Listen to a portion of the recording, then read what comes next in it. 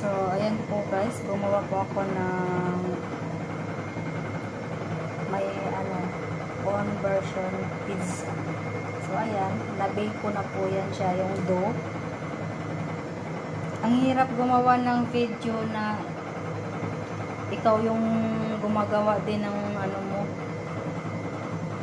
So, ganyan. So, ayan.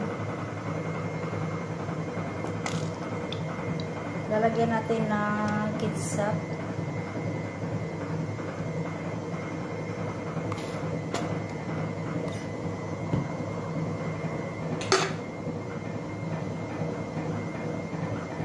So, ano natin siya lahat para pantay. Kita ba?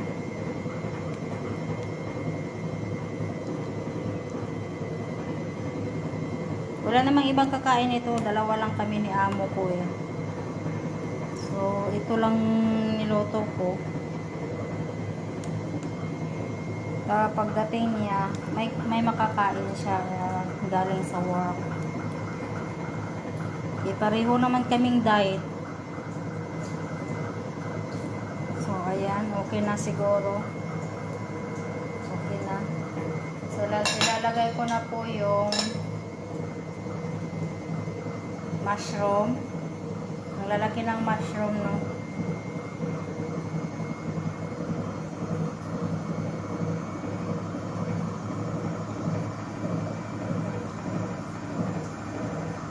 Ang hirap pag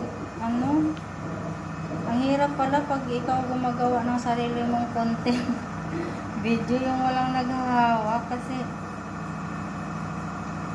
So, lalagyan ko siya ng yung sweet tomato pala siya. So, ganyan lang po ka-simple. Kami lang naman kumakain yan. Lalagyan ko pa sana siya ng onions, pero parang I try na walang onions. Yung iba nilalagyan siya ng red bell pepper, kung ano-ano na lang. But for me, yung simple lang. Tapos lalagyan ko sa taas ng cheese. Ganyan lang po ako gumagawa ng pizza guys. So, napakasarap. Kaysa magbibili ka po sa labas, ang mahal. Kaysa dito sa bahay naman, kung ikaw lang ang gagawa, may mga gamit ka lang naman, may oven ka. Gawin mo na kung ano yung gusto mong recipe sa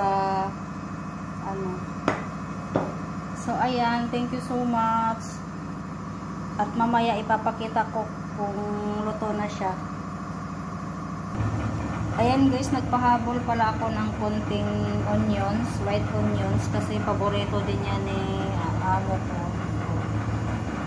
Ilalagay ko na po siya sa oven. So, ayan na po siya guys. Nalagay ko na sa loob ng oven. So, ayan. Hintayin na lang natin siya mga 1 minute kung maluto yung sa loob. So, ayan guys, check natin. Ayan, malapit na. Gawin muna natin siyang konting brown pa. So, nasa taas na yan. Sa later, matatapos na rin. So, ayan na po guys. Finish na po siya. Sarap ba?